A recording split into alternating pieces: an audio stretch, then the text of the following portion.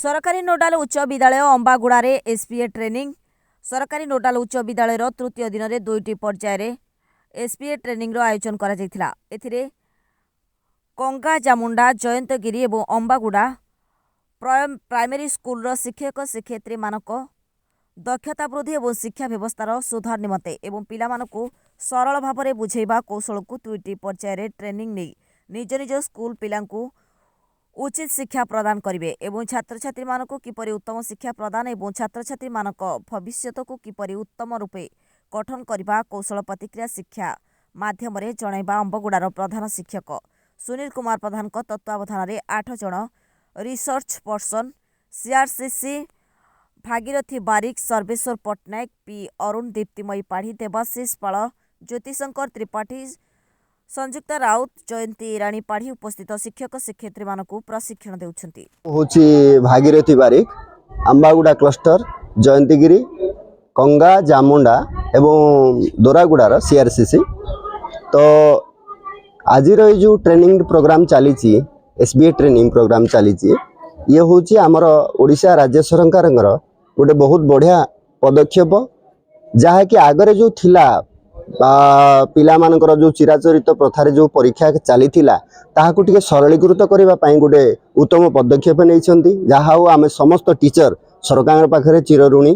तो ये training T द्वारा आमर शिक्षक माने प्रत्येक प्राइमरी शिक्षक माने उपकृत निश्चित हेबे ता सहित मध्य से माने केमिति भयमुक्त वातावरण में पिला मानकु शिक्षादान करिवे तार मध्य कौशल एठी शिखि पारिबे।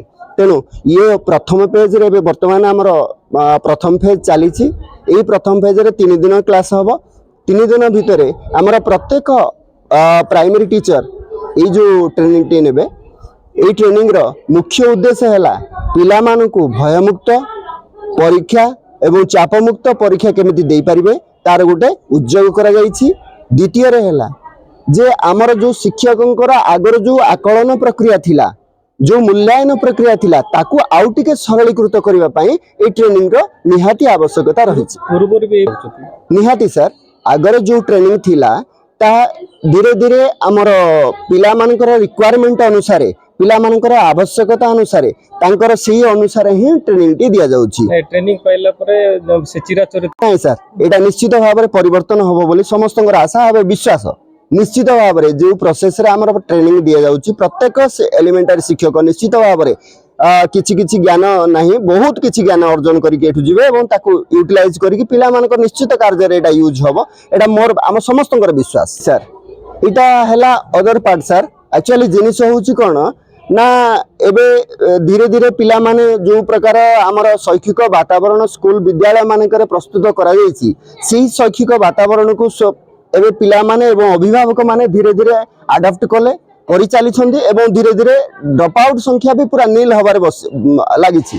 ड्रॉप आउट आ नाही पूर्व प्रथा जेमिति थिला सेमिति सब सिस्टम किछि नाही वर्तमान ड्रॉप आउट कमिबार लागिछि एवं विद्यालय अभिमुखे पिला माने समस्त आमर आसीबा पय लागिलेनि। प्रत्येक प्राइमरी टीचर माने ये आमर कंगा क्लस्टर जामुंडा क्लस्टर समस्त टीचर जयंतीगिरी समस्त टीचर आउ अंबागुड़ार समस्त टीचर पाखापाखि आमर 100 टीचर ही प्रेजेंट अछंती आउ बाकी जो माने रही जाइछंती से मानको हम सेकंड फेज रे ही ट्रेनिंग दबो।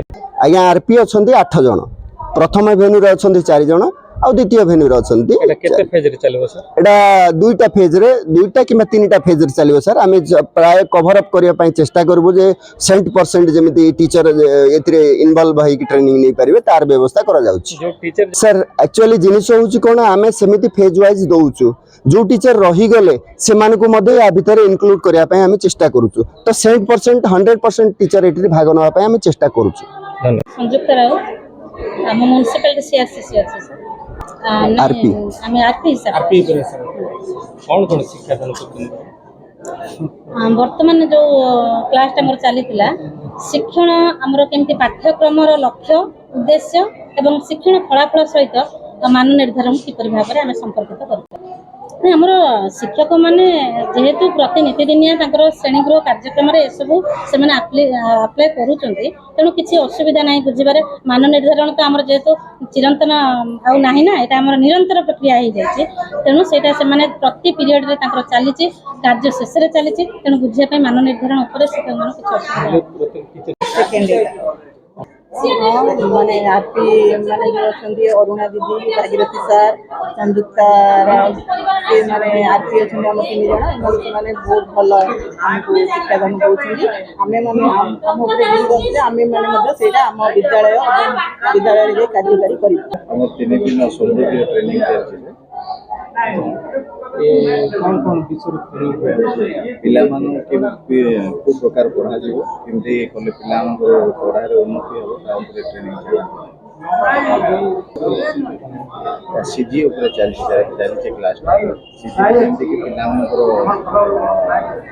ଜ୍ଞାନକୁ ଯେତିକି ବୃଦ୍ଧି କରିବେ ସିଏ ତାର ଟପିକ୍ ଉପରେ ଚାଲିଛି।